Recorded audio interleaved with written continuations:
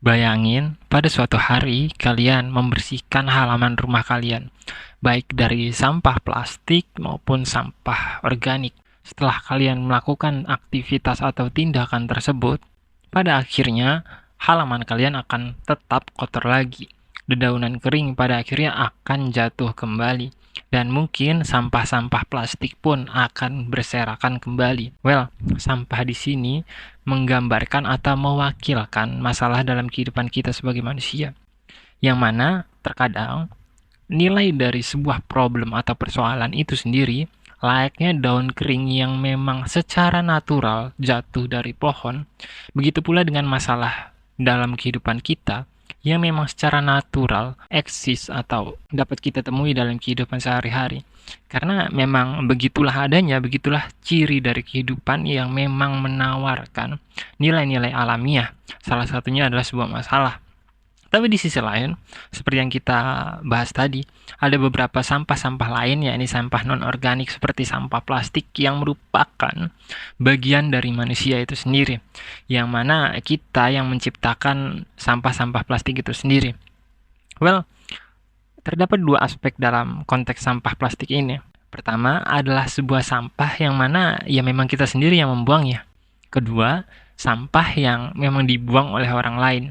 Ketika kita berusaha untuk membersihkan halaman kita, atau sebut saja ketika kita berusaha untuk menjadi tenang, well, yang harus kita perhatikan adalah mengidentifikasi masalah itu sendiri. Mana masalah yang bercorak natural seperti daun kering yang jatuh dari pohon, kemudian mana masalah yang memang diciptakan oleh orang lain seperti sampah-sampah plastik yang dilemparkan ke halaman rumah kita, atau mana masalah yang memang kita ciptakan sendiri ketika kita memang dengan sengaja atau tidak sengaja melempar sampah plastik ke halaman rumah kita sendiri.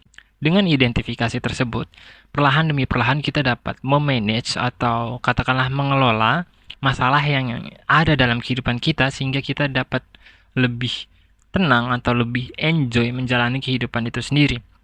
Karena kita paham sumber dari masalah itu dan cara mengatasinya seperti apa.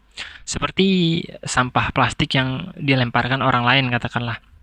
Kita dapat mengangkat keberadaan orang tersebut, orang-orang yang toksik atau orang-orang yang katakanlah memberikan beragam nilai negatif dalam hidup kita yang kiranya ya memang bisa kita batasi keberadaannya dalam hidup kita gitu.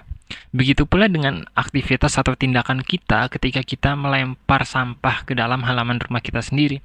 Kita dapat mencari tahu tindakan apa dalam hidup kita yang kiranya menghasilkan sebuah masalah sehingga nantinya kita sendiri yang bakal kesulitan untuk menghadapi hal tersebut gitu. Seperti entah membuang-buang waktu dalam keseharian hidup kita atau tindakan apapun yang mungkin kita lakukan dalam keseharian kita yang kiranya berpotensi atau memungkinkan untuk melahirkan sebuah masalah. Layaknya kita ketika melemparkan sampah plastik di halaman rumah kita, yang nantinya pada akhirnya kita juga yang akan nyapu gitu.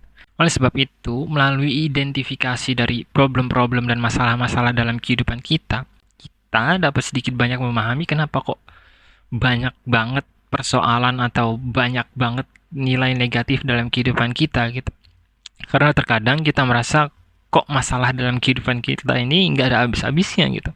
Terkadang kita merasa bahwa ya masalah itu adalah makanan kita sehari-hari dan hal tersebut cukup merepotkan bagi diri kita baik secara emosional maupun secara pikiran hingga pada akhirnya kita sendiri yang tertekan. Tapi ketika kita memahami mana masalah yang disebabkan oleh orang lain, mana masalah yang disebabkan oleh diri kita, maka kita akan sedikit banyak bisa mengendalikan keluar masuknya atau katakanlah banyak sedikitnya masalah itu sendiri gitu. Karena kita paham, oh tindakan ini melahirkan masalah ini, oh tindakan dari orang itu melahirkan masalah itu, dan lain-lain. Dalam konteks nilai-nilai problem natural atau masalah-masalah yang katakanlah bersifat alamiah dalam kehidupan kita sehari-hari, seperti daun kering yang jatuh dari pohon yang sebelumnya telah kita bahas, kita dapat memanage cara kita untuk menyelesaikan problem tersebut. Karena kita nggak bisa mengangkat keberadaan masalah yang bersifat natural tersebut. Karena mungkin udah hukum alam atau karena memang udah jadi ciri dari kehidupan manusia yang berkutat dengan masalah-masalah natural tersebut seperti cari makan atau kesulitan dalam memenuhi kebutuhan sehari-hari atau apapun itu gitu. Jadi, ketika kita sudah memahami dimensi naturalisme dari masalah tersebut, kita bisa memanage waktu-waktu kita untuk menyelesaikan masalah tersebut. Layaknya daun kering yang jatuh yang mungkin besok akan kita sapu gitu. Nggak mesti setiap daun jatuh akan kita selesaikan. Karena ya nggak ada ujungnya gitu. Begitupun dalam masalah kehidupan kita sehari-hari. Kadang dikarenakan kita terlalu menggebu-gebu untuk menenangkan pikiran kita, kita cenderung melakukan beragam tindakan secara buta untuk menyelesaikan masalah yang memang bersifat natural gitu. Yang memang secara alamiah merupakan ciri utama dalam kehidupan manusia. Jadi masalah utamanya adalah bagaimana kita dapat mengidentifikasi masalah dalam kehidupan kita, sumbernya dari mana. Kedua, bagaimana kita dapat menempatkan sebuah nilai dalam sebuah masalah itu sendiri. Karena terkadang sebuah masalah yang sebenarnya kecil dapat sangat amat besar di dalam kepala kita, karena kita sendiri yang gagal untuk mengidentifikasi atau gagal untuk memahami poin-poin yang ada di dalam sebuah masalah tersebut. Begitupun sebaliknya, masalah yang mungkin cukup besar justru kita anggap remeh atau justru kita anggap kecil. Dan hal tersebut cukup sering terjadi dalam kehidupan kita ya. Seperti hadirnya orang-orang yang mungkin mencemari halaman rumah kita, atau yang dalam kehidupan nyata bisa dikaitkan dengan orang-orang yang toksik atau orang-orang yang memberi dampak negatif dalam kehidupan kita. Hal tersebut adalah jenis-jenis masalah yang mungkin cukup besar, tapi kita pandang remeh atau kita anggap kecil karena kita gagal untuk mengidentifikasi problem-problem yang ada di dalam keseharian kita. Oleh sebab itu, poin utama dari video ini adalah bagaimana kita dapat memahami keseharian yang kita jalani sebagai manusia, bagaimana kita dapat berusaha mengerti sumber dari masalah-masalah yang kita hadapi, dan melalui pemahaman akan sumber tersebut, melalui pemahaman akan akar dari problem tersebut, kita bisa mencari tahu gimana cara untuk mengatasi atau gimana cara untuk paling tidak meringankan intensitas dari masalah tersebut gitu. Sekian, wassalamualaikum, sampai jumpa.